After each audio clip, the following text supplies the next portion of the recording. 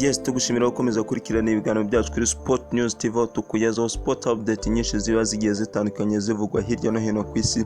Kuri uno munsi turaza kukugezaho uburyo umunsi wa gatatu wa shampiyona y'u Rwanda Primus National League wakomezaga, aho amakipe atandukanye yamanukaga mu kibuga. Turaza kwibanda ku ikipe ya Rayon Sport yashimangiraga intsinzi yayo ya gatatu ikurikiranyaho kugeza ubu ngubu iyoboye urutonde rwa shampiyona, dore ko andi makipe atarakina gusa kugeza ubu ngubu niyo iyoboye urutonde rwa shampiyona. Turaza kugaruka ku indi mikino igiye itandukanye yagiye ikinwa ndetse n'indi mikino iteganyijwe n'andi makuru menshi agiye atandukanye ku mugabane w'Uburayi ni Champions League, aho ikipe ya Barcelona yakubitwaga ku buryo bukomeye cyane. Reka twihute cyane duhere hano mu Rwanda, aho shampiyona yakomezaga ku munsi wa gatatu wa shampiyona, aho ikipe ya Etincelle yatsindaga ikipe ya Sunrise ibitego 2-0, naho ikipe ya Gasogi itsinda ikipe ya Bugesera Football Club igitego 1-0. Match yari ikomeye cyane, match yari itegerejwe n'abantu benshi. Ni umukino wahuzaga ikipe ya Rayon Sport yagomba kwakiramo ikipe ya Rwamagana City yo mu karere ka Rwamagana mu burasirazuba bw'u Rwanda, aho yari match ikomeye cyane yaberaga kwitara kwihera ku isaha ya 12:30. Match ikabije kurangira ari ibitego 2-0 bw'ikipe ya Rwamagana, ibitego 2 by'ikipe ya Rayon Sport ku busa bw'ikipe ya Rwamagana.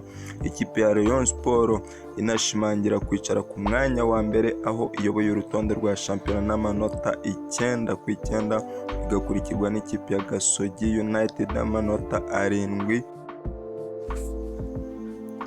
Twavuga ikipe ya Gasogi United ko ari iri ku mwanya wa kabiri n'amanota 7 nyuma yo gutsinda ikipe ya Bugesera igitego 1-0, no ku mwanya wa gatatu hakaba hari ikipe ya Kiyovu Sport n'amanota 6, nayo igomba kumanuka mu kibuga ku munsi w'ejo, aho igomba kuzakina nayo ishaka kubona amanota yayo 9 kugira ngo ikomeze isatire ikipe ya Rayon Sport, dore ko ari iyoboye urutonde rwa shampiyona.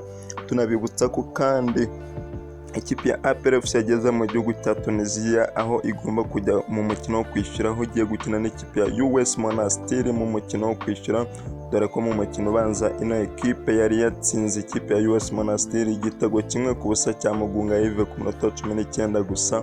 Ese ino ekipe iraza kwikura hariya mu bihugu by'Abarabu mu gihugu cya Tunisia? Reka tubitegereze turebe, dore ko match igomba gukinwa kuri uno wa gatandatu w'iyi weekend, aho ikipe ya APR FC igomba kumanuka mu kibuga.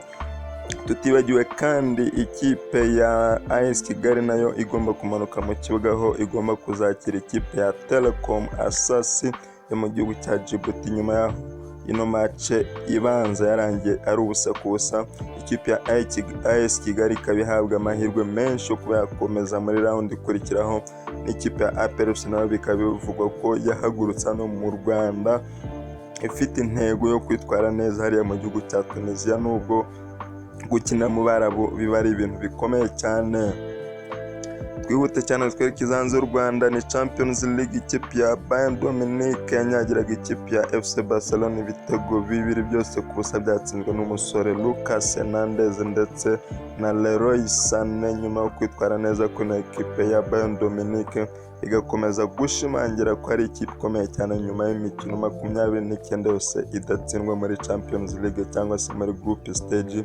Ikaba ari ikipe ikomeje kwitwara neza ku mugabane w'Uburayi, nubwo muri shampiyona itari kwitwara neza.